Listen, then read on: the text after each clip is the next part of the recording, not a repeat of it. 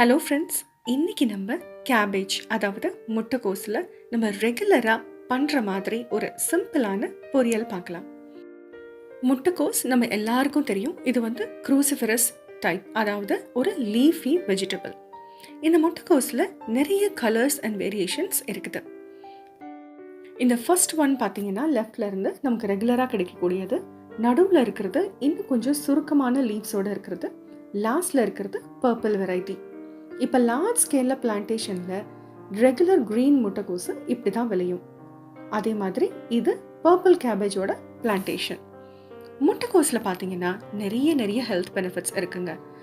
முதல் ப்ரைமரியான health benefit பார்த்தீங்கன்னா நம்மளுடைய ஏஜிங் ப்ராசஸை அது ஸ்லோ டவுன் பண்ணும்.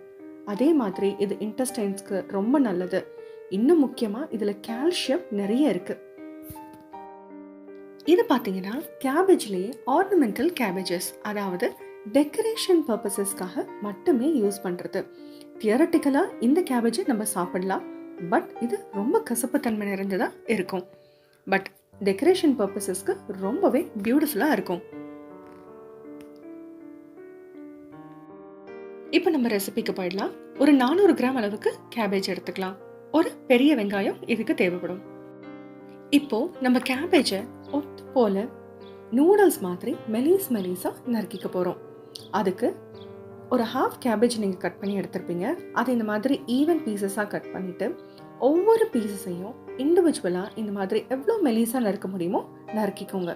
வெஜிடபிள் ஸ்க்ராப்பர் இருந்ததுன்னா நல்லா நீளமாக ஸ்க்ராப் பண்ணிக்கோங்க. இந்த மாதிரி திக்கான பிட்ஸ் நடுவில் இருந்ததுன்னா அதை நம்ம டிஸ்கார்ட் பண்ணிடலாம். இப்போ நூடுல்ஸ் மாதிரி ஒரே மாதிரி மெலிஸாக நம்ம கேபேஜ் கட் பண்ணிட்டோம். இதுக்கு வெங்காயம் நல்ல பொடியாக நறுக்கிக்கலாங்க. ஏன்னா கேபேஜ் தான் நமக்கு ப்ரைமரியாக தெரியணும், இந்த வெங்காயம் நமக்கு ஃபீல் ஆகக்கூடாது. இப்போ நல்ல அகலமான பேனில் எண்ணெய் சூடு பண்ணிட்டு ஜீரகம், தேவைப்பட்டா ஒரு வரமிளகா போட்டு தாளிச்சுக்கலாம். ஜீரகம் ஒரு 4-5 செகண்ட் நல்லா வதங்கினதுக்கு அப்புறமேட்டு நம்ம பொடியாக நறுக்கி வச்சிருந்த வெங்காயத்தை ஆட் பண்ணிடலாம். வெங்காயம் கண்டிப்பாக நல்ல டிரான்ஸ்பரண்ட்டாக ஓரளவுக்கு பொன்னிறம் அங்கங்கே வர வரைக்கும் அதை வதக்கிடுங்க. அப்போ தான் அந்த ருசி நல்லாயிருக்கும். அதுக்கப்புறம் ஒரு 1/2 டீஸ்பூன் ஜிஞ்சர் கார்லிக் பேஸ்ட்டு இதில் சேர்த்துக்கலாம். ஜிஞ்சர் கார்லிக் பேஸ்ட்டோட பச்சை வாடை போகிற வரைக்கும் நல்லா வதக்கிடலாம். அப்புறம் இதுக்கு தேவையான மசாலா இன்க்ரீடியன்ஸ் ஆட் பண்ணிடலாம். ரொம்பவே சிம்பிளான இன்க்ரீடியன்ஸ் தான். 1/2 டீஸ்பூன் மிளகாய் தூள், 1/4 டீஸ்பூன் கரம் மசாலா தூளும் ஜீரகத்தூளும் சேர்த்துருக்கேன். துளி மஞ்சத்தூள், இதுக்கு தேவையான உப்பு. இதில் தண்ணி சேர்க்க தேவையே இல்லை. அதாவது தொக்கு மாதிரி இந்த கிரேவி பண்ணணும்னு அவசியம் இல்லை. நல்லா எல்லா மசாலாவும் அந்த வெங்காயம், ஜிஞ்சர் கார்லிக் பேஸ்ட் இதெல்லாம் கோட்டாகி நல்லா வதக்குனா போதும்.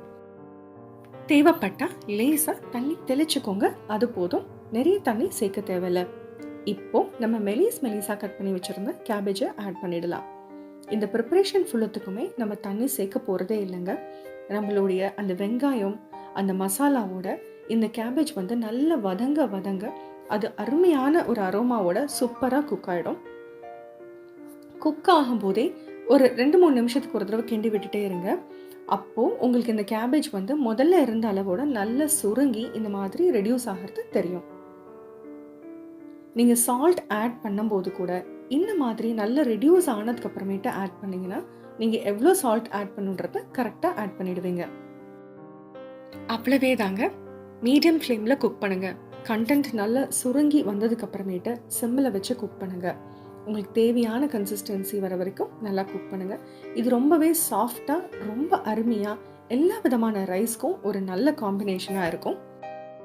இந்த மாதிரி கேபேஜ் பண்ணி சப்பாத்திக்குள்ளே வச்சு ரோல் பண்ணி கொடுத்தோன்னா குட்டீஸ்க்கு ரொம்பவே பிடிக்கும். இது ஒரு நல்ல லஞ்ச் பாக்ஸ் ரெசிபியும் கூட. ட்ரை பண்ணி பாருங்கள். எப்படி வந்ததுன்ற கமெண்ட்ஸை எனக்கு கண்டிப்பாக ஷேர் பண்ணுங்கள். தேங்க்யூ.